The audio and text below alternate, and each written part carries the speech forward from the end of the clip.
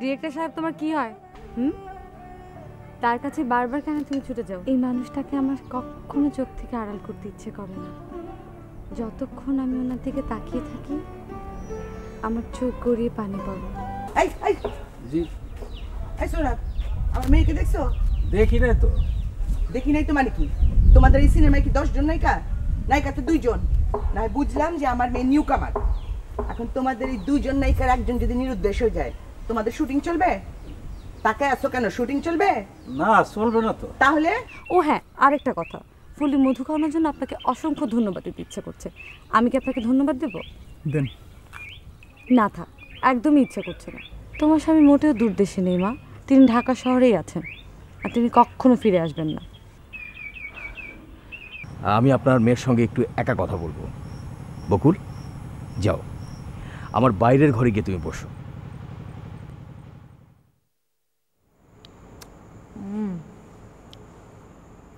আমাদের কিয়ামত মিয়া কিন্তু খুবই ভালো রান্না করে সেলিম ভাই। তিনি অতি সামান্য জিনিস এত সুন্দর করে রান্না করেন যে শুধু খেতে ইচ্ছে করে। আর প্রতিদিনই কোনো না কোনো অদ্ভুত আইটেম থাকবেই থাকবে। একবার কি হলো, একটা সজনে পাতার ভাজি করা হলো। কচি কচি সজনে পাতা, কেমন যেন পেঁয়াজ, তারপরে আবার ওই টক দিয়ে একটা অদ্ভুত আইটেম রান্না করা হলো। যেই খেয়েছে একবার হলেও বলেছে, কিয়ামত মিয়া আজ থেকে এই রান্নাটি প্রতিদিনই যায়। হ্যাঁ, ওই ভাজিটা আমিও খেয়েছি, অনেক ভালো। আমার কি ধারণা জানেন? কি? আমার ধারণা হচ্ছে এখন থেকে আমরা সজনে পাতার ভাজি রোজ খাবো। আর যখন আমাদের শুটিং শেষ হবে তখন দেখা যাবে দুর্গাপুরের সমস্ত সজনে গাছ খালি, আমরা খেয়ে ফেলেছি। আমাদের পাপিয়া ম্যাডাম, ওনার আবার সব রেসিপি লাগে। উনি চেয়েছিলেন তাই ওনাকে দেওয়া হয়েছে। সেকেন্ড হিরোইন হিসেবে অবশ্য আমাকেও দেওয়া হয়েছে। শোনেন সেলিম ভাই, শুটিং ইউনিটে এই সেকেন্ড হিরোইনের কোনোই গুরুত্ব নেই, কিন্তু গল্পে এই সেকেন্ড হিরোইনের কিন্তু অনেক গুরুত্ব আছে। পাপিয়া ম্যাডামের রেসিপির ব্যাপারটা কি? ব্যাপারটা হচ্ছে কোনো কিছু রান্না হলে সেটার রেসিপি তার চাই। তো সজনে পাতা ভাজি খেয়ে তার খুবই ভালো লেগেছে, অতএব এই রেসিপি তার চাই। আর সেটা তাকে করে দেওয়া হলো? হলো। রেসিপিটা খুবই সোজা।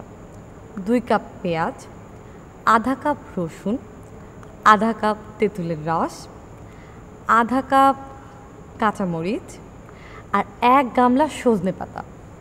রান্নায় বসানোর আগে সজনে পাতাগুলো কুচি কুচি করে কেটে সারা দিন তেঁতুলের রসে ভিজিয়ে রাখতে হয়।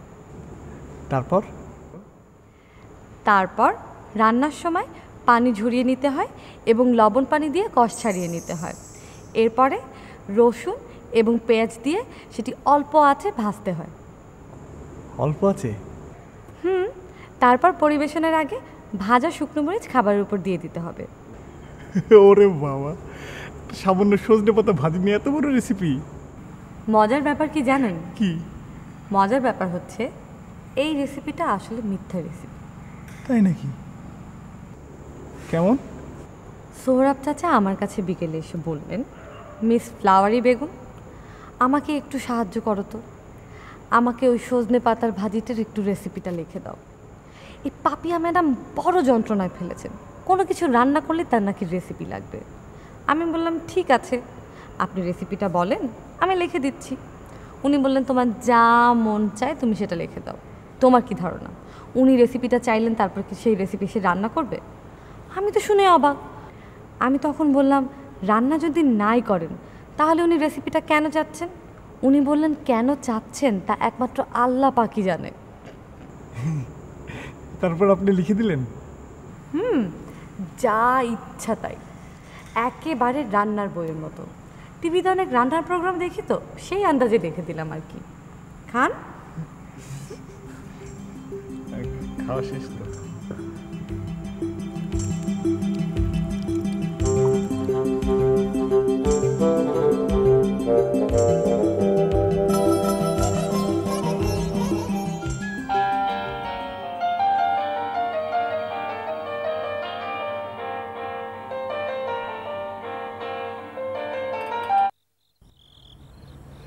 বলো। কেমন আছো? ভালো। শুটিং কেমন চলছে?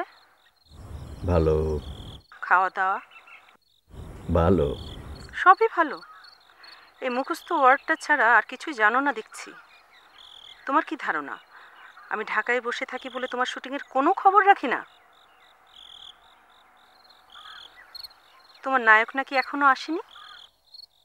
আসেনি। এখন কি করছিলে? না, তেমন কোনো ইম্পর্টেন্ট কাজ না, গান শুনছিলাম। খেয়েছো? না, খাইনি। তোমার নায়িকা কোথায়? আছে বোধহয় ওর রুমে। ও, সে খেয়েছে? জানি না। জানো না?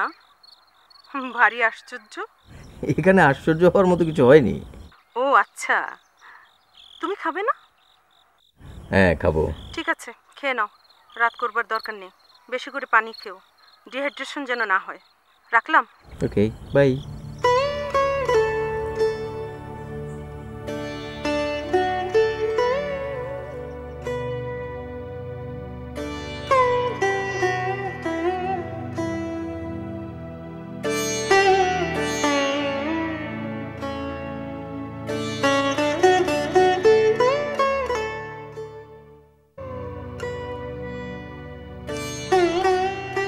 একটা ব্যাপার খেয়াল করেছেন?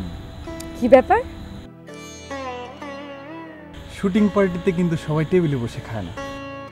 হ্যাঁ, এটাই তো নিয়ম। এই সমস্ত ফিল্ম লাইনে কিছু অলিখিত নিয়ম থাকে। যেমন ধরেন, শিল্পীরা চেয়ার টেবিলে বসে খায়, আবার বাদবাকিরা টুলে বসে খেলে। কেউ কেউ আছেন ওই যে দাঁড়িয়ে দাঁড়িয়ে খায়। According to position. রাইট। তবে আমাদের ডিরেক্টর সাহেবের কোনো ঠিক ঠিকানা নেই। এই দেখা যায় সে চেয়ার টেবিলে বসে খাচ্ছে, এই দেখা যায় সে দাঁড়িয়ে দাঁড়িয়ে খাচ্ছে, আরেকদিন তো দেখি পুরো ফকিরের মতো মাটিতে ল্যাটকা মেরে খাচ্ছে। তাই নাকি? হ্যাঁ, তখন সৌরভ চাচা কোত্থেকে একটা পুরনো খবরের কাগজ নিয়ে এসে বললেন, স্যার এটাতে বসেন। তুমি খবরের কাগজের উপর বসলেন? না, তখন ডিরেক্টর সাহেব বললেন, লাগবে না লাগবে না, সোনার বাংলা স্বর্ণধুলি গায়ে মেখে নিচ্ছি। এই কথা শুনে সবাই হা হা হো হো করে হেসে উঠল। এই লাইনে আরেকটা ব্যাপার আছে, ডিরেক্টর সাহেব যেই কথাই বলেন না কেন সেটা খুব মজার একটা ব্যাপার হয়ে যায়। শত হাসির কথা না হলে সবাই হ্যাঁ হ্যাঁ হ্যাঁ হ্যাঁ করে হাসেন। ডিরেক্টর না হয় সে যদি ক্যামেরাম্যানের অ্যাসিস্ট্যান্ট হতো, তাহলে এই রসিকতায় কেউ হাসতো না, বরং বিরক্ত হতো। তাই না?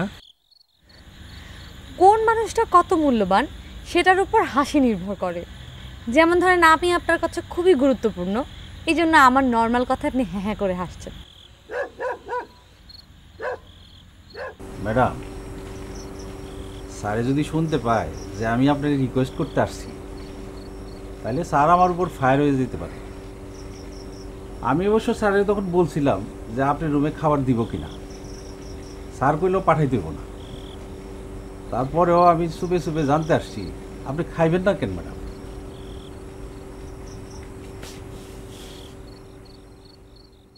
কেন খাবো না এই কৈফিয়ত তো তোমাকে দিতে হবে সৌরভ। সি ম্যাডাম, এইটা আপনি কি বললেন?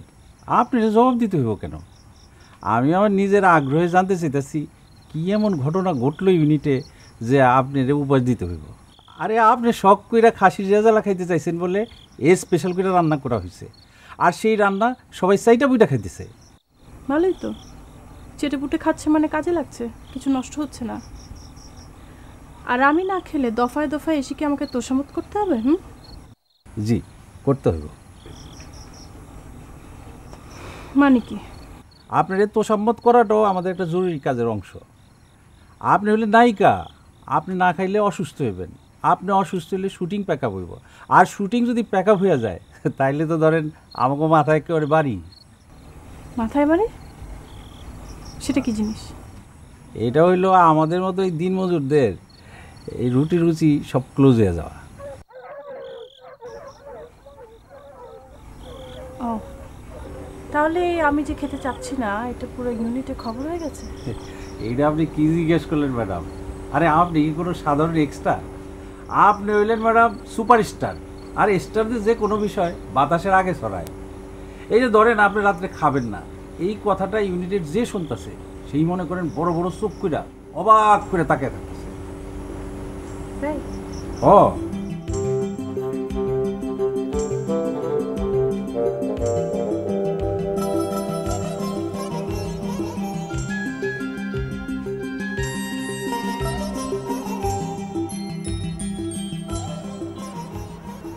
ঠিক আছে, মেলা সময় ওয়েট করলাম, বহুত তোষামত করলাম। আপনি খাইলে খান, না খাইলে নাই, আমি খাই আসি।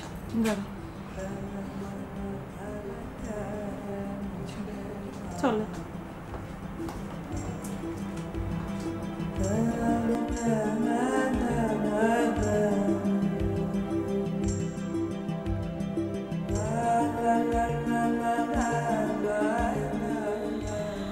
আচ্ছা, আমি যখন আপনাকে টেবিলে এসে খেতে বললাম, আপনি আমাকে দেখে এত চমকে গেলেন কেন?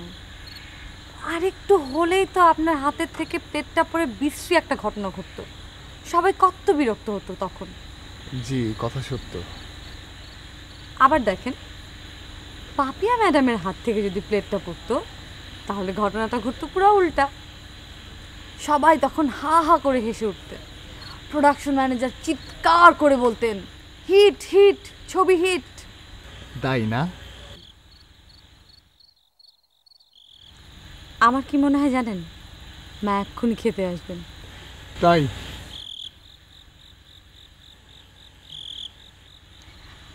আপনাকে আমার পাশে দেখে মা রেগে যাবেন, কিন্তু কিচ্ছু বলতে পারবেন না।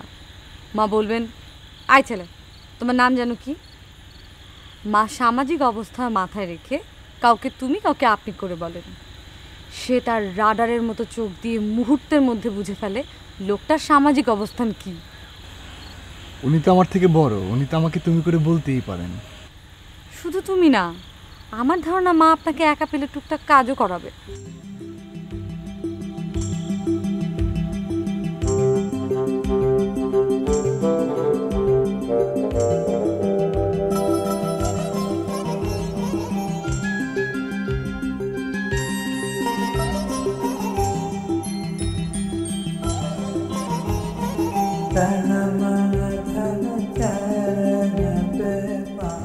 মার চেহারাটা দেখুন।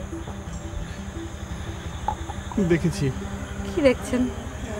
কেমন এক দৃষ্টিতে তাকিয়ে আছে, রাগি রাগি চেহারা। কেন বলুন তো? আপনার পাশে বসে আছে বলে। তার মাথায় এখন আকাশ ভেঙে পড়ছে। তাহলে এখন কি হবে? আপনার কিছু হবে না, তবে রেস্ট হাউসে গেলে আমার কিছু হতে পারে। আমার মা অতি ভদ্র মহিলা, সবসময় সব জায়গায় পাবলিক লুইসেস একদমই পছন্দ করেন না।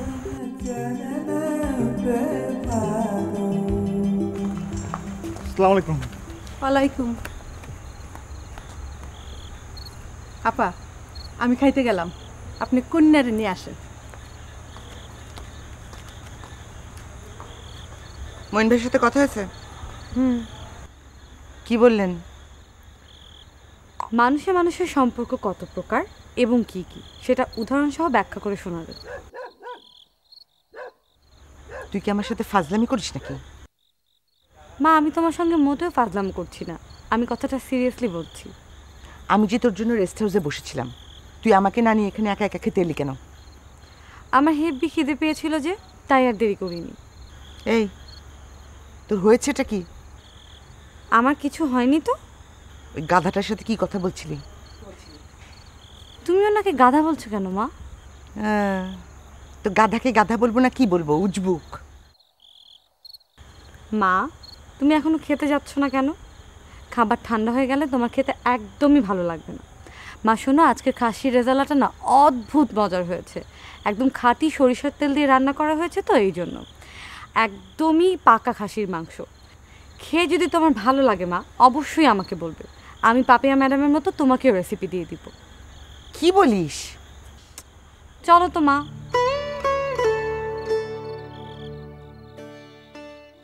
আমার এই সহজ সরল মাটাকে খেপাতে বড়ই ভালো লাগে, তাড়াতাড়ি কেমন খেপেও যায়।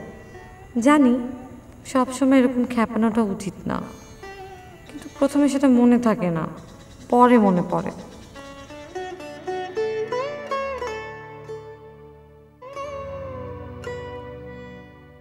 এখন একটা কাজ করলে কেমন হয়? আমার তো খাওয়া দাওয়া শেষ, আমি চলে যাই। মা কিছুক্ষণ একা একা খাওয়া দাওয়া করুক, তারপর রেগে অস্থির হোক। রেগে অস্থির হতে হতে একসময় মা ড্রাগনের মতো হয়ে যাবে। মইন ভাইয়ের সাথে কি কথা হলো বল, পুরাটা বলবি, কিছু বাদ দিবি না। ওনার সঙ্গে হাতি এবং পিঁপড়া নিয়ে খুবই ইম্পর্টেন্ট কথা হয়েছে মা। কি? হাতি পিঁপড়া? এই এসবের মানে কি? মানে হচ্ছে একটা হাতি এবং পিঁপড়ার গল্প। এদের দুজনেরই রক্তের গ্রুপ এক, ও পজিটিভ। তারপর পিঁপড়াটা হাতিকে রক্ত দিল। বকুল, তোর কিন্তু এই মানুষজনের সামনে ঘোড়া একটা চড় দিব। মা চড় দেওয়ার আগে অবশ্যই হাতটা ধুয়ে নেবে, তা নাহলে আমার গালে কিন্তু ঝোল লেগে যাবে। মা শোনো, তোমাকে কিন্তু আমি বলেছি তোমার কন্যাকে কিন্তু তুমি মিথ্যা বলতে শেখাওনি। আমি এর মধ্যে একটা অক্ষরও মিথ্যা বলছি না মা। দামি কথার মধ্যে উনি কিন্তু পিঁপড়ার হাতির গল্পটাই বলেছেন।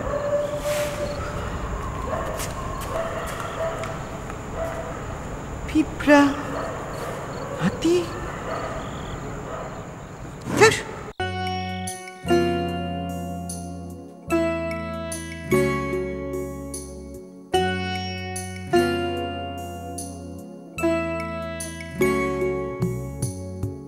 সুরের সুতোয় কিছু কথাকে আবার সাজিয়ে গোপনে শুধু তোমাকে ছোবার করেছি প্রয়াস, তবু কেন মনে হয় করেছি প্রয়াস, তবু কেন মনে হয় এই সুরের শূন্য বুক, কথার ক্লান্ত মুখ, গান নয় আমি নই, আমি নই, আমার ভিতরই অন্যকে এক কথা কয়।